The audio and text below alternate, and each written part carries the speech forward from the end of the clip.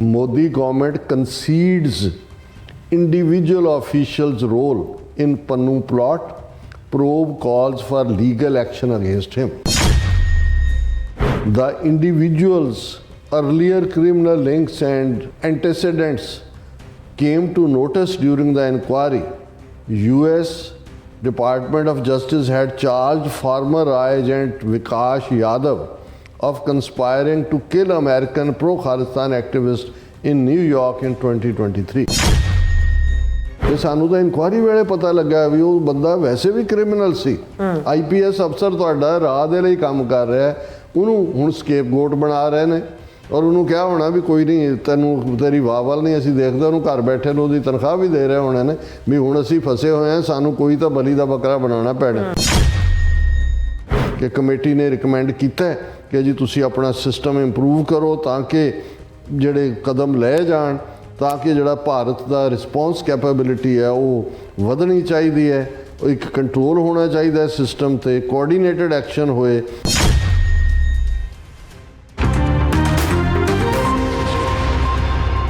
Viewers welcome back to program. So viewers ਗੱਲਬਾਤ ਕਰਨ ਜਾ ਰਹੇ ਹਾਂ ਕਿ ਭਾਰਤ ਦੇ ਗ੍ਰਹਿ ਮੰਤਰਾਲੇ ਵੱਲੋਂ ਜਾਰੀ ਇੱਕ ਬਿਆਨ ਵਿੱਚ ਇਹ ਮੰਨਿਆ ਗਿਆ ਹੈ ਕਿ ਗੁਰਪਤਵੰਤ ਸਿੰਘ ਪੰਨੂ ਮਰਡਰ ਪਲੋਟ ਵਿੱਚ ਉਹਨਾਂ ਦੇ ਇੱਕ ਅਫਸਰ ਦਾ ਹੱਥ ਸੀ।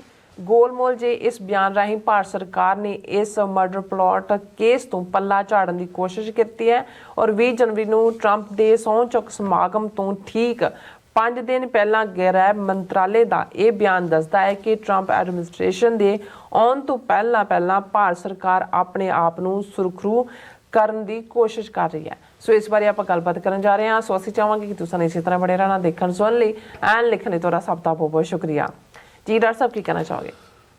ਦੇਖੋ, ਬੇਈਮਾਨ, ਰਜਿਸਟਰਡ ਬੇਈਮਾਨ, ਕਰਪਟ, ਝੂਠੇ, ਧੋਖੇਬਾਜ਼, ਦਗਾਬਾਜ਼, ਜਗਤ ਕਸਾਈ ਜਿਸ ਪ੍ਰਥਾਏ ਗੁਰੂ ਨਾਨਕ ਸਾਹਿਬ ਨੇ ਫਰਮਾਇਆ ਸੀ ਕਿ ਮੱਥਾ ਟਿੱਕਾ ਤੇੜ ਧੋਤੀ ਕਖਾਈ ਹੱਥ ਛੁਰੀ ਜਗਤ ਕਸਾਈ।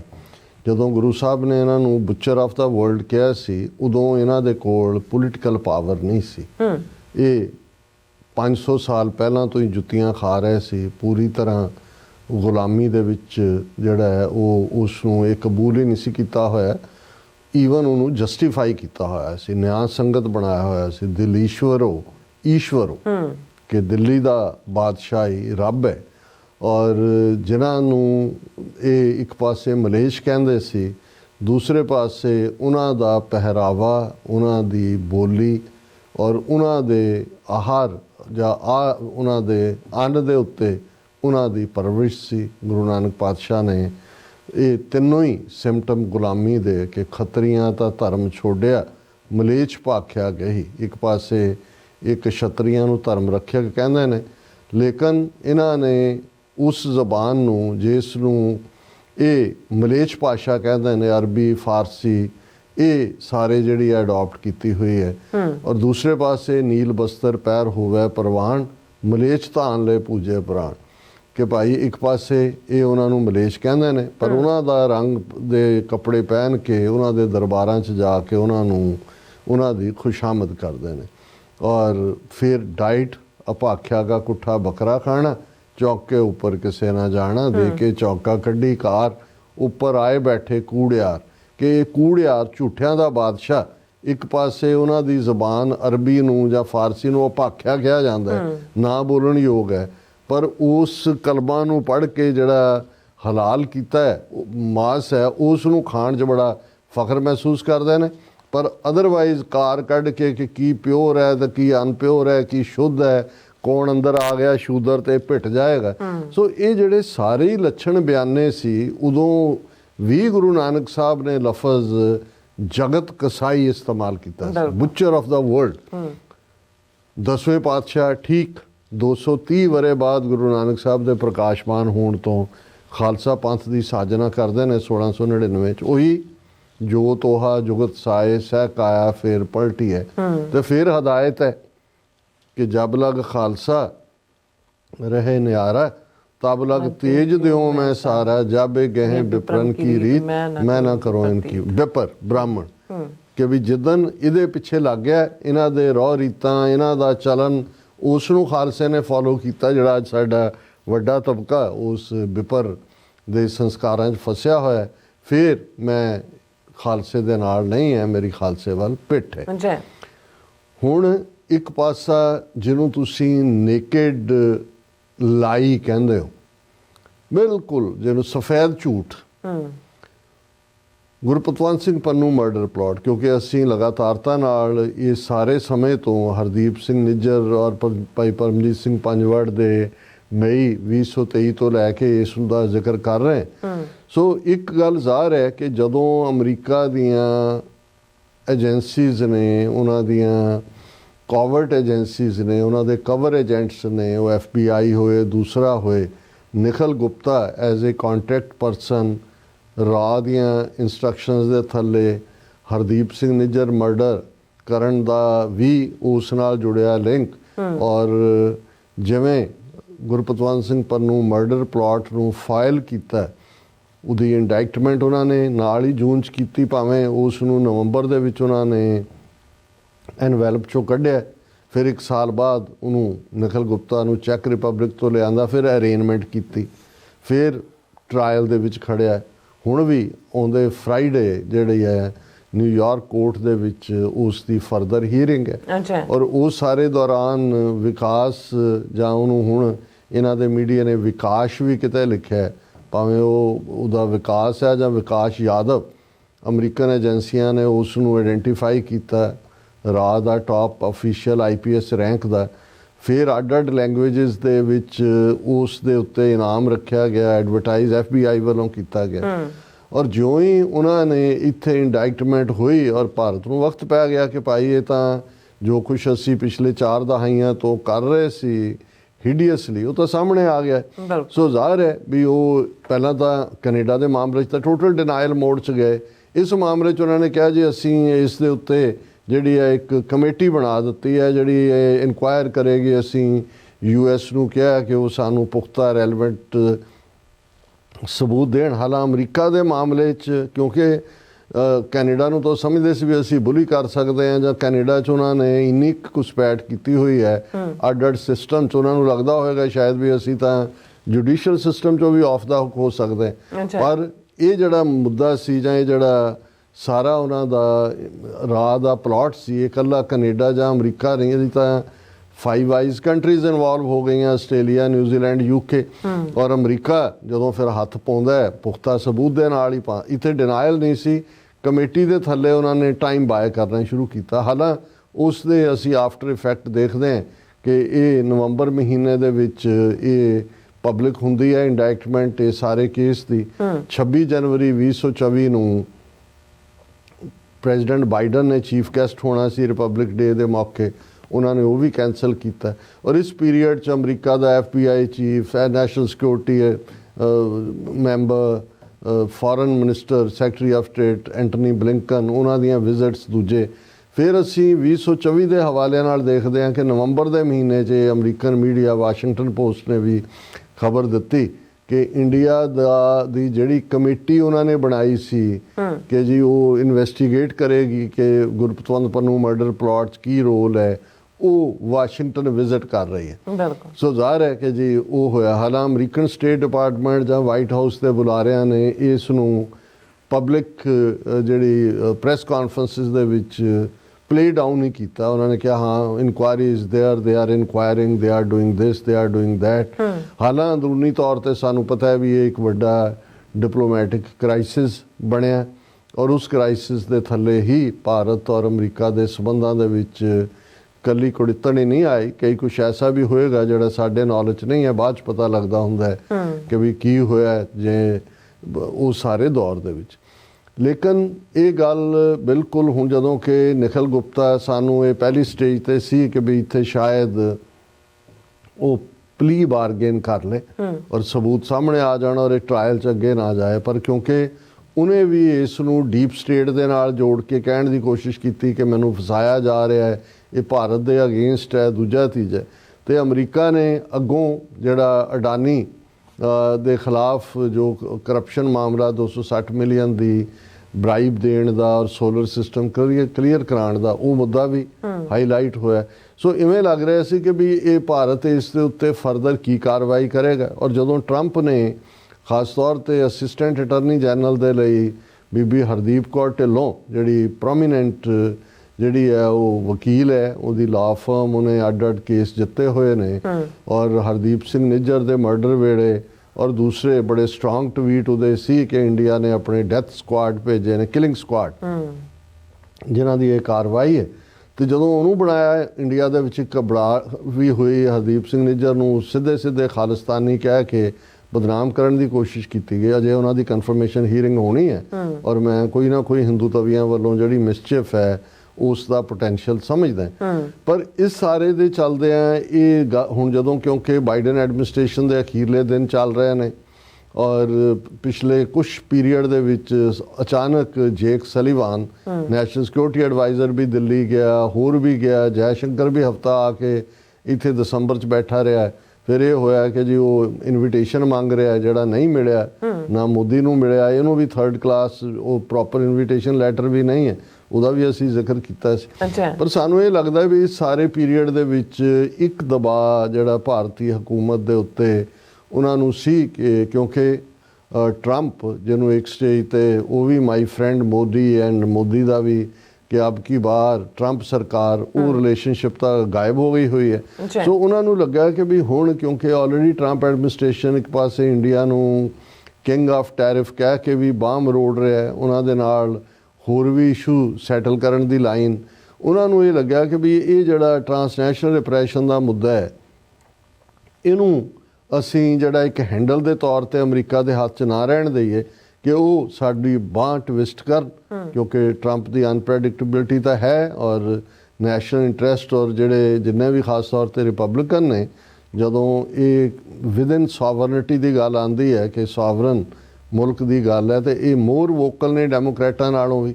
ਤੇ ਜਦੋਂ ਇੱਕ ਅਮਰੀਕਨ ਸਿਟੀਜ਼ਨ ਨੂੰ ਅਮਰੀਕਨ ਸੋਇਲ ਤੇ ਮਾਰਨ ਦਾ ਪਲਾਟ ਹੈ, ਤੇ ਜ਼ਾਹਰ ਹੈ ਵੀ ਇਹਨਾਂ ਨੇ ਉਹਨੂੰ ਲਾਈਟਲੀ ਨਹੀਂ ਲੈਣਾ। ਔਰ ਇਹ ਗੱਲ ਈਵਨ ਜਦੋਂ ਕਿ ਹੁਣ ਇਹ secretary of state the hearing ਚੱਲ ਰਹੀ ਹੈ, ਫਲੋਰੀਡਾ ਦਾ ਗਵਰਨਰ ਹੈ, ਤੇ ਅੱਜ ਹੀ ਉਹ ਕਹਿ ਰਿਹਾ ਸੀ ਕਿ ਵੀ ਇਹ ਜਿਹੜਾ ਪੋਸਟ ਸੈਕੰਡ ਵਰਲਡ ਵਾਰ ਇਹ ਹਿਊਮੈਨੀਟੇਰੀਅਨ ਸੁਸਾਇਟੀ, ਗਲੋਬਲ ਵਿਲੇਜ ਔਰ ਦੂਜਾ ਹੋਇਆ, ਇਹ ਬਿਲਕੁਲ ਇਹ ਸੋਵਰਨਿਟੀ ਤੋਂ ਬਿਨਾਂ ਔਰ ਮੁਲਕਾਂ ਦੇ ਆਪਣੇ ਸੋਵਰਨ ਇੰਟਰਸਟ ਤੋਂ ਬਿਨਾਂ ਜਿਹੜਾ ਉਹ ਸੁਸਾਇਟੀ ਐਗਜ਼ਿਸਟ ਨਹੀਂ ਕਰ ਸਕਦੀ ਹੈ। ਲਿਬਰਲਸ ਨੇ ਤੇ ਫਰਾਣਿਆਂ ਨੇ ਇਵੇਂ ਕਰਤਾ ਉਵੇਂ ਕਰਤਾ।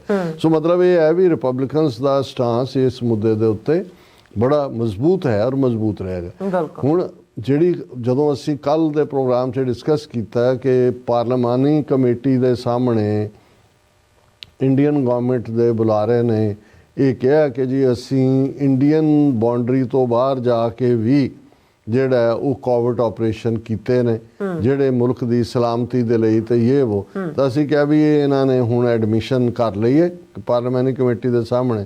ਸਾਨੂੰ ਨਹੀਂ ਸੀ ਪਤਾ ਵੀ ਨੈਕਸਟ ਕੀ ਹੋਏਗਾ, ਔਰ ਅੱਜ ਜਦੋਂ ਸਾਰੇ ਦੁਨੀਆ ਭਰ 'ਚ ਸਿੱਖ ਜਾਗੇ ਜਿਹੜੇ ਵੀ ਟਾਈਮ ਜ਼ੋਨ 'ਚ ਸੀ, ਤੇ ਉਹਨਾਂ ਦੇ ਸਾਹਮਣੇ ਜਿਹੜੀ ਪ੍ਰਮੁੱਖ ਖਬਰ ਸੀ ਕਿ ਵੀ ਜਿਹੜੀ ਸੋ ਕਾਲਡ ਕਮੇਟੀ ਇਹਨਾਂ ਨੇ ਬਣਾਈ 13-14 ਮਹੀਨੇ ਬਾਅਦ ਉਹਨੇ ਆਪਣੀ ਰਿਪੋਰਟ ਦਿੱਤੀ।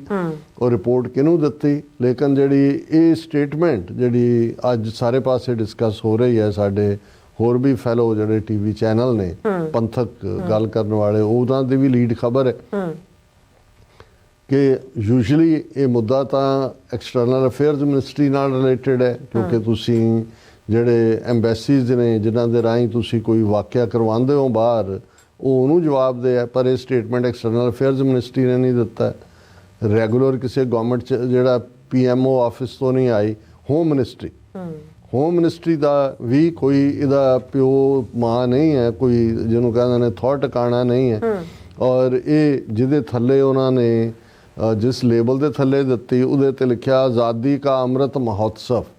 ਇਹ ਹੁਣ 75 ਸਾਲਾਂ ਦਾ ਜਿਹੜਾ ਇਹ ਅੰਮ੍ਰਿਤ ਪਿਆ ਰਹੇ ਨੇ ਲੋਕਾਂ ਨੂੰ ਆਜ਼ਾਦੀ ਦਾ, ਉਹਦਾ। ਔਰ ਉਹਦੇ 'ਚ ਉਹਨਾਂ ਨੇ ਨਾ ਤਾਂ ਜ਼ਿਕਰ ਕੀਤਾ ਕਿ ਭਾਈ ਇਹ ਜਿਹੜੀ report Gurpatwant Singh Pannu murder plot ਜਿਹੜਾ ਫਾਈਲ ਹੋਇਆ ਉਹਦੇ ਨਾਲ ਸੰਬੰਧਿਤ ਹੈ, ਨਾ ਇਹ ਹੋਇਆ ਕਿ ਵੀ ਕਿਹੜਾ ਅਫਸਰ ਜਿਹਦੇ ਬਾਰੇ ਕਿਹਾ ਗਿਆ ਕਿ ਜੀ ਉਹਨੇ ਆਫ ਹਿਜ਼ ਓਨ ਐਕਟ ਕੀਤਾ, ਕਿ ਵੀ ਇਹਦੇ 'ਚ ਕੋਈ ਇੰਡੀਅਨ ਗਵਰਨਮੈਂਟ ਦਾ ਲਾਗਾ ਦੇਗਾ ਨਹੀਂ ਹੈ, ਕੋਈ ਰਾਹ ਇਨਵੋਲਵ ਨਹੀਂ ਹੈ, ਇਹ ਆਪਣੇ ਆਪ 'ਚ ਕੀਤਾ।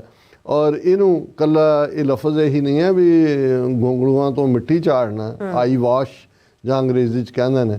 ਅਸੀਂ ਸਮਝਦੇ ਹਾਂ ਕਿ ਵੀ ਇਹਦੀ ਟਾਈਮਿੰਗ ਠੀਕ 5 ਦਿਨ ਪਹਿਲਾਂ ਪ੍ਰੈਜ਼ੀਡੈਂਟ ਟਰੰਪ ਦੇ ਸਹੁੰ ਚੁੱਕ ਸਮਾਗਮ ਤੋਂ ਇਹਨਾਂ ਦਾ ਪੈਨਿਕ ਵੀ ਦਿਖਾਉਂਦੀ ਹੈ। ਬਿਲਕੁਲ। ਔਰ ਜਿਵੇਂ ਇਹ ਬਾਈਡਨ ਐਡਮਿਨਿਸਟ੍ਰੇਸ਼ਨ ਦੇ ਪੀਰੀਅਡ 'ਚ ਹੀ ਇਹ ਸਾਰੇ ਵਾਕਿਆ ਹੋਏ ਤਾਂ ਉਹਨਾਂ ਨੂੰ ਲੱਗਦਾ ਵੀ ਬਾਈਡਨ ਦੇ ਨਾਲ ਹੀ ਅਸੀਂ ਵੀ ਆਪਣੀ ਫਾਈਲ ਕਲੋਜ਼ ਕਰਦੇ, ਪਰ ਇਵੇਂ ਹੋਣੀ ਨਹੀਂ ਹੈ।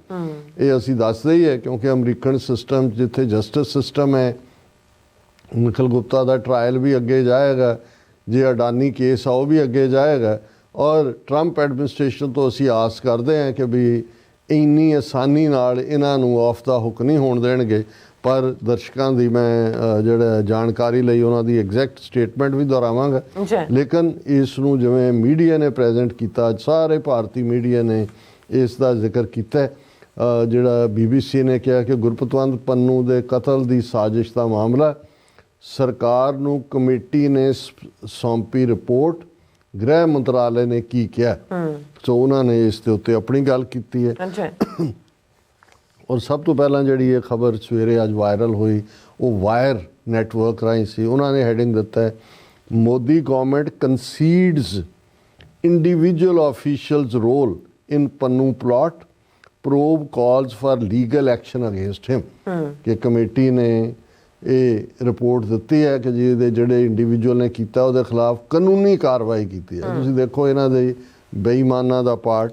ਫਿਰ ਅਸੀਂ ਦੇਖਦੇ ਹਾਂ ਕਿ ਇੱਕ ਹੋਰ ਨੈਟਵਰਕ ਨੇ ਜਿਹੜਾ ਉਹ ਸਟੋਰੀ ਕੀਤੀ, pro Khalistan activist Gurpatwant Singh Pannun case, panel seeks action against key person, the individual's earlier criminal links and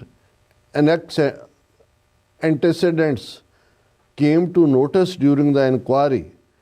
US Department of Justice had charged former RAI agent Vikash Yadav of conspiring to kill American pro-Khalistan activist in New York in 2023. So ਇਹ ਸਾਰਾ ਮਤਲਬ ਧੋਖਾਧੜੀ ਦੀ line ਹੈ।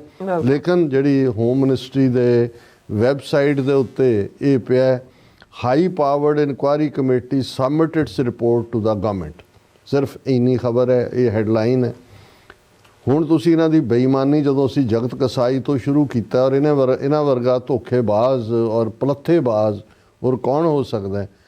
On ਰਿਸੀਟ of information provided by US authorities regarding activities of some organized criminal groups, terrorist organizations, drug peddlers, etc., who undermined the security interests of both India and US, a high-powered inquiry committee was set up by the government of India in November 2023. ਹੁਣ ਤੁਸੀਂ ਇਹਦੀ language ਦੇਖੋ, ਨਾ ਤਾਂ Gurpatwant Singh Pannu drug peddler ਹੈ, ਨਾ ਉਹ ਕੋਈ ਜਿਹੜਾ ਕ੍ਰਿਮੀਨਲ ਗਰੁੱਪ ਨਾਲ ਸੰਬੰਧਿਤ ਹੈ, ਨਾ ਹੀ ਉਸ ਦਾ ਕੋਈ ਹੋਰ ਐਕਟੀਵਿਟੀ ਹੈ। ਹੁਣ ਵਿਦਆਊਟ ਨੇਮਿੰਗ ਉਹਨਾਂ ਨੇ ਕਿਹਾ ਜੀ ਜਿਵੇਂ ਭਾਰਤ ਇੱਕ ਬਹੁਤ ਵੱਡਾ ਇੱਕ ਨੈਟਵਰਕ ਹੈ ਭਾਰਤ ਦਾ, ਔਰ ਇਹ 23 ਨਵੰਬਰ 2023 ਦੇ ਵਿੱਚ US ਨੇ ਇੱਕ ਇੰਡੀਆ ਨੂੰ ਇਨਫੋਰਮੇਸ਼ਨ ਦਿੱਤੀ। ਉਹ ਜਿਹੜੀਆਂ ਕ੍ਰਿਮੀਨਲ ਗਰੁੱਪਸ ਦੀਆਂ ਐਕਟੀਵਿਟੀਜ਼, ਦਹਿਸ਼ਤਗਰਦ ਜਥੇਬੰਦੀਆਂ ਦੀਆਂ, ਡਰੱਗ ਪੈਡਲਰਸ ਦੀਆਂ, ਜਿਹਦੇ ਨਾਲ ਇੰਡੀਆ ਔਰ ਅਮਰੀਕਾ ਦੋਨਾਂ ਦੇ ਜਿਹੜੇ ਸਿਕਿਉਰਿਟੀ ਇੰਟਰਸਟ ਨੇ ਉਹ ਪ੍ਰਭਾਵਿਤ ਹੁੰਦੇ ਨੇ। ਔਰ ਉਸ ਜਾਣਕਾਰੀ ਤੋਂ ਬਾਅਦ ਜਿਹੜੀ ਅਮਰੀਕਾ ਨੇ ਇਹਨਾਂ ਮਾਮਲਿਆਂ 'ਚ ਪ੍ਰੋਵਾਈਡ ਕੀਤੀ, ਅਸੀਂ ਇੱਕ ਹਾਈ ਪਾਵਰ ਇਨਕੁਆਇਰੀ ਕਮੇਟੀ ਬਣਾਈ ਨਵੰਬਰ 2023 'ਚ। ਹੁਣ ਇਹ ਕਹਿੰਦਾ inquiry committee conducted its own investigations and also pursued leads provided by the US side। ਕਿ ਅਸੀਂ ਆਪਣੀ ਬਹੁਤ ਤਫਤੀਸ਼ ਕੀਤੀ ਔਰ ਅਮਰੀਕਾ ਨੇ ਵੀ ਜਿਹੜੀ ਸਾਨੂੰ ਥੋੜੀ ਬਹੁਤ ਜਾਣਕਾਰੀ ਦਿੱਤੀ ਅਸੀਂ ਉਸ ਨੂੰ ਵੀ ਘੋਖਿਆ। It received full cooperation from US authorities and two sides also exchanged visits। ਸਾਨੂੰ ਅਮਰੀਕਾ ਨੇ ਪੂਰਾ ਤੁਸੀਂ ਦੇਖੋ, ਕ੍ਰਿਮੀਨਲ ਤੁਸੀਂ, ਕਿਲਰ ਗੈਂਗਸ ਤੁਸੀਂ ਭੇਜੀਆਂ, ਹਾਈ ਕਮਿਸ਼ਨਰ ਔਰ ਤੁਹਾਡੇ ਇਨਵੋਲਵ। ਉਹ ਪਹਿਲੀ ਕਿਸ਼ਤ ਜਿਹੜੀ $15,000 ਕੈਸ਼, ਜਿਹੜੀ $1,00,000 ਤੁਸੀਂ ਡੀਲ ਬਣਾਈ, ਉਹ ਤੁਹਾਡੇ ਬੰਦਿਆਂ ਨੇ ਡਿਲੀਵਰ ਕੀਤਾ FBI ਦੇ ਕਵਰ ਏਜੰਟ ਨੂੰ। ਤੇ ਕਹਿ ਰਹੇ ਜੀ ਸਾਡੇ ਨਾਲ ਬਹੁਤ ਕੋਆਪਰੇਟ ਕੀਤਾ ਅਮਰੀਕਾ ਨੇ, ਔਰ ਅਸੀਂ ਜਿਹੜਾ ਇਹ ਸਾਰਿਆਂ ਨੂੰ ਜਦੋਂ ਦੇਖਿਆ ਔਰ ਸਾਨੂੰ ਪੂਰੀ ਜਿਹੜੀ ਹੈ ਉਹਦੀ ਕੋਆਪਰੇਸ਼ਨ ਮਿਲੀ। The committee further examined a number of officials from different agencies and also scrutinized relevant documents in this connection। ਕਿ ਅਸੀਂ ਬਹੁਤ ਸਾਰੇ ਅਫਸਰਾਂ ਨੂੰ ਜਿਹੜੀ ਆ ਉਹਨਾਂ ਤੋਂ ਪੁੱਛਗਿੱਛ ਕੀਤੀ, ਬਹੁਤ ਸਾਰੇ ਜਿਹੜੇ ਇਹਦੇ ਨਾਲ ਸੰਬੰਧਿਤ ਡਾਕੂਮੈਂਟ ਸੀ ਉਹਨਾਂ ਨੂੰ ਅਸੀਂ ਜਿਹੜਾ ਘੋਖਿਆ ਆਫਟਰ ਏ ਲੌਂਗ ਇਨਕੁਆਇਰੀ। ਹੁਣੇ 13 ਮਹੀਨੇ ਨਵੰਬਰ 2023 ਦਾ ਤੁਰਿਆ ਹੋਇਆ 15 ਮਹੀਨੇ ਰਾਦਰ ਉਸ ਲੌਂਗ ਇਨਕੁਆਇਰੀ ਤੋਂ ਬਾਅਦ committee has submitted its report to the government and recommended legal action against an individual. ਨਾ ਉੱਤੇ ਗੁਰਪਤਵੰਤ ਪੰਨੂ ਹੈ, ਨਾ ਇੱਥੇ ਵਿਕਾਸ ਯਾਦਵ ਜਾਂ ਜੋ ਇਹਨਾਂ ਨੇ ਕ੍ਰੀਏਟ, ਉਹਨਾਂ ਨੇ ਕਿਹਾ ਜੀ ਅਸੀਂ ਜਿਹੜੀ ਰਿਪੋਰਟ ਦਿੱਤੀ ਹੈ ਉਹਦੇ 'ਚ ਅਸੀਂ ਜਿਹੜਾ ਇੰਡੀਵਿਜੂਅਲ ਹੈ ਉਹਦਾ ਬਾਰੇ ਜਿਹੜਾ ਲੀਗਲ ਐਕਸ਼ਨ ਲੈਣ ਲਈ ਕਿਹਾ। An individual whose earlier criminal links and antecedents also came to notice during the inquiry ਕਿ ਸਾਨੂੰ ਤਾਂ ਇਨਕੁਆਰੀ ਵੇਲੇ ਪਤਾ ਲੱਗਾ ਵੀ ਉਹ ਬੰਦਾ ਵੈਸੇ ਵੀ ਕ੍ਰਿਮੀਨਲ ਸੀ। IPS ਅਫਸਰ ਤੁਹਾਡਾ ਰਾਹ ਦੇ ਲਈ ਕੰਮ ਕਰ ਰਿਹਾ, ਉਹਨੂੰ ਹੁਣ ਸਕੇਪਗੋਟ ਬਣਾ ਰਹੇ ਨੇ ਔਰ ਉਹਨੂੰ ਕਿਹਾ ਹੋਣਾ ਵੀ ਕੋਈ ਨਹੀਂ ਤੈਨੂੰ ਤੇਰੀ ਵਾਹ ਵੱਲ ਨਹੀਂ ਅਸੀਂ ਦੇਖਦੇ, ਉਹਨੂੰ ਘਰ ਬੈਠੇ ਨੂੰ ਉਹਦੀ ਤਨਖਾਹ ਵੀ ਦੇ ਰਹੇ ਹੋਣੇ ਨੇ ਵੀ ਹੁਣ ਅਸੀਂ ਫਸੇ ਹੋਏ ਹਾਂ, ਸਾਨੂੰ ਕੋਈ ਤਾਂ ਬਲੀ ਦਾ ਬੱਕਰਾ ਬਣਾਉਣਾ ਪੈਣਾ। ਉਹਨਾਂ ਨੇ ਕਿਹਾ the inquiry committee has recommended that legal action must be completed expeditiously ਕਿ ਸਾਡੀ ਕਮੇਟੀ ਨੇ ਕਿਹਾ ਕਿ ਜਿਹੜੀ ਕਾਨੂੰਨੀ ਕਾਰਵਾਈ ਆ ਉਹ ਬੜੀ ਤੇਜ਼ੀ ਨਾਲ ਹੋਣੀ ਚਾਹੀਦੀ ਹੈ। ਬੱਲੇ ਤੁਹਾਡੇ ਵੀ ਇਹਨੂੰ ਕਹਿੰਦੇ ਨੇ ਬੇਸ਼ਰਮੀ, ਝੂਠ, ਧੋਖੇ ਦੀ ਸਿਖਰ। ਫਿਰ ਉਹਨੇ ਕਿਹਾ ਜਿੱਦਾਂ committee has further recommended functional improvements in systems and procedures as also ਇਨੀਸ਼ੀਏਸ਼ਨ of steps that could strengthen India's response capability, ensure systematic controls and coordinated action in dealing with matters like this। ਕਿ committee ਨੇ recommend ਕੀਤਾ ਹੈ ਕਿ ਜੀ ਤੁਸੀਂ ਆਪਣਾ system improve ਕਰੋ ਤਾਂ ਕਿ ਜਿਹੜੇ ਕਦਮ ਲਏ ਜਾਣ ਤਾਂ ਕਿ ਜਿਹੜਾ ਭਾਰਤ ਦਾ ਰਿਸਪੌਂਸ ਕੈਪੇਬਿਲਿਟੀ ਹੈ ਉਹ ਵਧਣੀ ਚਾਹੀਦੀ ਹੈ, ਉਹ ਇੱਕ ਕੰਟਰੋਲ ਹੋਣਾ ਚਾਹੀਦਾ ਸਿਸਟਮ ਤੇ, ਕੋਆਰਡੀਨੇਟਡ ਐਕਸ਼ਨ ਹੋਏ, ਇਸ ਕਿਸਮ ਦੀਆਂ। ਇਹ ਹੈ ਇਸ ਸਾਰੇ ਤੋਂ ਦੀ ਇਹਨਾਂ ਦੀ ਇਨਕੁਆਇਰੀ ਰਿਪੋਰਟ, ਇਸ ਦੀ ਖਬਰ। ਹੁਣ ਇਸ ਨੂੰ ਉੱਤੇ ਰੱਖੋ, ਥੱਲੇ ਰੱਖੋ, ਵਿਚਕਾਰ ਰੱਖੋ, ਆਈ ਵਾਸ਼ ਕੋ, ਧੋਖੇਬਾਜ਼ੀ ਕੋ, ਲੇਕਿਨ ਹੁਣ ਇਹ ਦੇਖਣਾ ਇਹ ਹੋਏਗਾ ਕਿ ਅਮਰੀਕਨ ਟਰੰਪ ਐਡਮਿਨਿਸਟ੍ਰੇਸ਼ਨ, ਕਿਉਂਕਿ ਇਹਦੇ 'ਚ ਕੋਈ ਸ਼ੱਕ ਨਹੀਂ ਹੈ ਕਿ FBI, homeland security, department of justice, ਉਹਨਾਂ ਨੇ ਇਸ ਨੂੰ ਪੁਸ਼ ਕੀਤਾ। ਇਸੇ ਲਈ ਉਹਦਾ ਚੈਕ ਰਿਪਬਲਿਕ ਤੋਂ ਐਕਸਟ੍ਰੈਡੀਸ਼ਨ ਹੋਈ, ਨਿਖਿਲ ਗੁਪਤੇ ਦੀ ਟ੍ਰਾਇਲ 'ਚ ਕੇਸ ਗਿਆ। ਲੇਕਿਨ ਇਹਦੇ 'ਚ ਵੀ ਕੋਈ ਸ਼ੱਕ ਨਹੀਂ ਹੈ ਕਿ Biden administration, state department, white house, ਉਹਨਾਂ ਨੇ ਸੌਫਟ ਪੈਡਲਿੰਗ ਕੀਤੀ। ਉਹਨਾਂ ਨੇ ਜਿੰਨਾ ਭਾਰਤ ਨੂੰ ਜਿੰਨੀ ਲੀਵਰੇਜ ਲੂਜ਼ ਰੋਪ ਦੇ ਸਕਦੇ ਸੀ ਦਿੱਤੀ ਔਰ ਹਰ ਪਾਸਿਓਂ ਹੁਣ ਤਾਂ ਬਹੁਤ ਸਾਰੀਆਂ ਚੀਜ਼ਾਂ ਸਾਹਮਣੇ ਆਉਣਗੀਆਂ ਟਰੰਪ ਐਡਮਿਨਿਸਟ੍ਰੇਸ਼ਨ ਦੇ ਵੇਲੇ ਵੀ ਇਹਨਾਂ ਨੇ ਕੀ ਕੀ ਕੀਤਾ। ਕਿਉਂਕਿ ਮੈਂ ਈਵਨ H1B ਵੀਜ਼ਿਆਂ ਦਾ ਦੇਖ ਰਿਹਾ ਸੀ ਕਿ ਜਦੋਂ ਟਰੰਪ ਦੀ ਪਹਿਲੀ ਟਰਮ ਸੀ ਜਿਹੜਾ ਰਿਜੈਕਸ਼ਨ ਰੇਟ ਸੀ ਜਿਹੜੇ H1B, ਕਿਉਂਕਿ 72% ਇੰਡੀਆ ਤੋਂ ਹੀ ਆਉਂਦੇ ਨੇ, ਰਿਜੈਕਸ਼ਨ ਰੇਟ ਜਿਹੜਾ ਹੈ ਉਹ 25% ਰਿਜੈਕਟ ਕੀਤੇ ਜਾਂਦੇ ਸੀ ਜਿਹੜੇ H1B ਅਪਲਾਈ ਹੁੰਦੇ ਸੀ।